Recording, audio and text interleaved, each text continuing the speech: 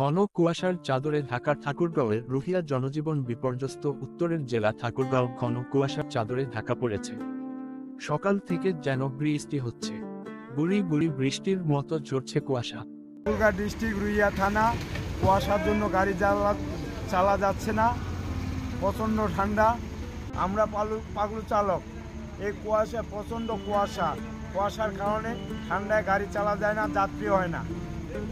এই শীতের দুর্ভোগ বেড়েছে নিম্ন আয়ের মানুষের। খড়কুটো জ্বালিয়ে শীত নিবারণের চেষ্টা করছেন অনেকেই। ঘন কুয়াশায় শহরের রুহিয়া সড়কগুলোতে হেডলাইট জ্বালিয়ে চলাচল করছে যানবাহন। মাঘের শীতে জবুতবু রুহিয়া এলাকার জনজীবন।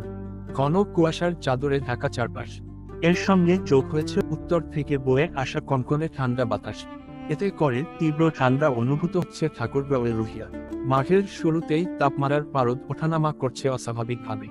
বিভিন্ন এলাকা ঘুরে দেখা গেছে, ঘন কুয়াশার সঙ্গে উত্তরের হিমেল বাতাসে মানুষের ভোগান্তি বেড়েছে। বিপাকে পড়েছেন খেটে খাওয়া মানুষ। কয়েক দিন ধরে দেখা মিলছে না সূর্যের। মধ্য বেলায় কিছুক্ষণের জন্য রোদের দেখা মিললেও হিমেল বাতাসের সঙ্গে পাল্লা দিয়ে উত্তাপ ছড়াতে পারছে না সূর্য। অন্যদিকে সন্ধ্যা থেকে সকাল পর্যন্ত ঘন কুয়াশার চাদরে ঢাকা থাকছে পুরো জেলা। তাপমাত্রা ওঠানামার মধ্যে রয়েছে। ঘন কুয়াশা আর শীতের দাপটে জেলার তাপমাত্রা দিন দিন তীব্রতার দিকে এগিয়ে যাচ্ছে। তাদের দাবি, শীতের শুরুতে যদি এই জেলায় গরিব, অসহায় ও শীতার্ত মানুষদের মাঝে শীতবস্ত্র বিতরণ করা হয় তাহলে তারা অনেক উপকৃত হবে। বিপাকে পড়েছেন নিম্ন আয়ের খেটে খাওয়া সাধারণ মানুষ।